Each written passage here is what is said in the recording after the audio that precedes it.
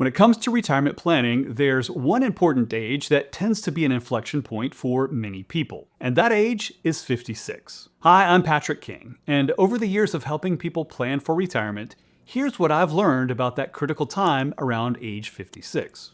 You're close enough to retirement that any mistakes that you make can become permanent, but you're still far enough out that a couple of small course corrections could dramatically change things for the better. The people who get it right during this stretch of time in life are more likely to feel prepared and relaxed when it comes to their retirement planning, while those who keep putting things off until, let's say, age 60 tend to find themselves in more of a fire drill situation. So today, I want to show you why the year you turn 56 is critical and why this age tends to be the fork in the road in determining whether retirement feels planned or slapped together with duct tape. But the good news is that no matter what age you are, you're here now, and that puts you ahead of most people. All right, let's get you retired. So at age 50, retirement's still far enough away that it feels like you can just kick the can down the road a little bit and future you will figure it out. That's a problem for future Homer. Man, I don't envy that guy. And at age 50, there's still at least 12 years until you're eligible for Social Security. Keeping the rule of 72 in mind,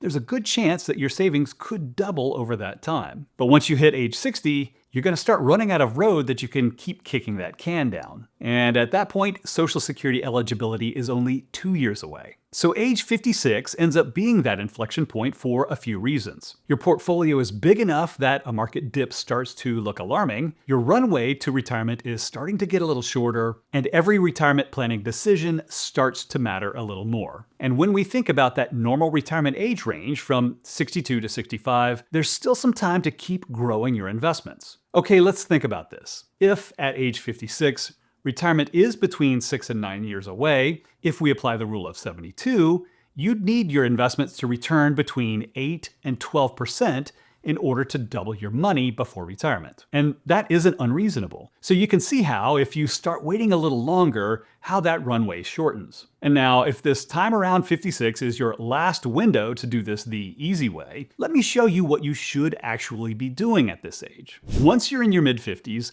those market downturns really start to sting. It's not like it was when you were young and had nothing saved. You know, a 20% drop in nothing is still nothing. Now, however, a 20% market drop in your portfolio is real money, and it could delay your retirement. This is where stress testing your current retirement trajectory starts to take on importance, right around 56. Once you start looking at how a bear market, or another great financial crisis for that matter, would affect your sequence of returns in retirement, you'll either stress less knowing that you're still on track, or you'll have plenty of time to shore up your position. How do you do this? Well, obviously, I'm a big believer in working with an independent, fee-only financial planner. Believe it or not, we are still kind of the underdogs in this business, and you may or may not get any of this type of planning when you work with one of those big mega firms. Today, almost all financial planning software programs have some sort of stress testing feature where you can see how your plan is affected by certain foreseeable risks, such as a market crash at the beginning of retirement, lower investment returns, higher inflation, insolvency of the Social Security system, and much more.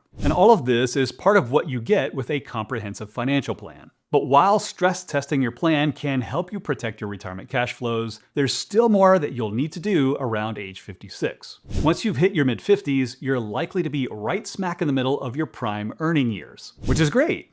But it also means that you're probably going to be paying more taxes than you've ever paid. This is the perfect time to get in the habit of doing annual tax planning in the fall. And the goal here isn't to try to save money this year, although you should absolutely do that if you can. No, the goal is to start planning out your strategy for your gap years between retirement and age 75 when your RMDs start. Once you retire and your earned income drops, your tax rate will be the lowest it's ever been since you were bagging groceries in high school. And this time in life is your window to make some meaningful moves when it comes to your taxes. These could include strategic Roth IRA conversions and harvesting capital gains at a 0% tax rate. By paying a little more in taxes during your gap years, you can save a lot later, assuming these strategies work for you. But you won't know if they're right for you unless you start planning for them ahead of time. There are a lot of potential gotchas involved here, including pushing into the next IRMA bracket at age 63 and above, and penalties on withholding taxes on Roth conversions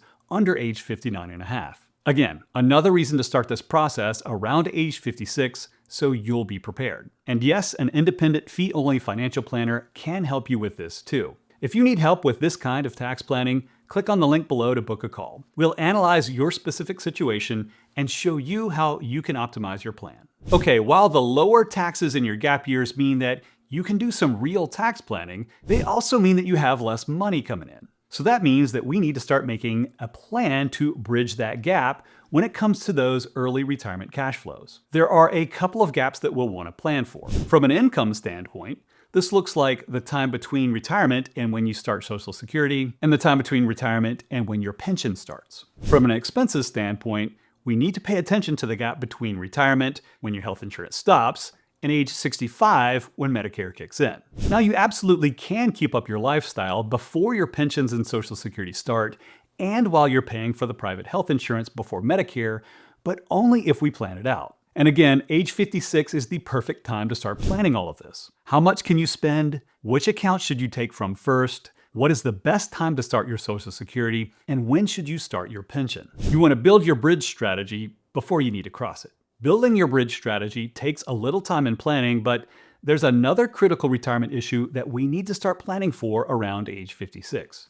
Uncle Sam doesn't care when you retire. He only cares about how big your IRA is when you turn 75. Even if you're taking money out of your IRA in retirement, there's still a chance that it will continue to grow until your RMDs kick in. And once they start, your tax planning opportunities shrink. Every year, the percentage that you're required to take out of your IRA and pay income taxes on gets bigger. And so we want to try to manage that before you get there, if we can. One way to do this is by taking advantage of those strategic partial Roth IRA conversions in your gap years, like we discussed earlier. But even before then, we have an opportunity to try and influence the tax allocation of your investments among the 3 different types of accounts: taxable investment accounts, tax-deferred accounts such as IRAs and 401ks, and finally, Roth accounts. Again, this is where annual tax planning in the fall comes in handy. While making a Roth conversion may not make sense in the current year, do you still need to max out your retirement accounts? Or do you shift towards building up your taxable brokerage account? After all, that's the one you're likely to use first in retirement. Everybody's situation is a little different when it comes to this. But the point is, if we want to play chess and not checkers with your lifetime tax bill, we need to start early. And yes, planning for your RMDs up to 20 years early can make a big difference. Okay, now that I have you thinking through your RMDs, let's talk about what separates people who start their retirement cash flow planning at 56 from those who put it off until later. If you don't start all of this the year you turn 56, does that mean that you'll be destitute and be forced to live in a van down by the river? Of course not. You can start later and be just fine. But the longer you wait, the more likely you are to just wing it and miss something. Having all of this stuff mapped out between 6 to 9 years before retirement will take a ton of pressure off of you. And if you do tackle all of this in your mid-50s, you're more likely to retire earlier, to spend more, and to stress less. Look, I get to see people retire every day, and my hope for you is that you only have to retire once. Now, hopefully you can see why 56 is a critical age when it comes to retirement planning. And you can do all of this by stress testing your portfolio, mapping out your tax brackets for potential Roth conversions, building your retirement income bridge strategy, and trying to plan for future RMDs. This time around age 56 is the last stress-free window where your decisions have enough time to compound until retirement. So if you're around this age, get a start if you can. Because look, I want your retirement and your life to be an amazing one. If you need help planning for your retirement, click on the link in the description below. We're an independent, fee-only financial planning firm and not part of some big mega firm. We'll analyze your situation and show you exactly what to focus on at age 56 or whatever age you happen to be today. Thank you so much for watching, and I'll see you in the next video.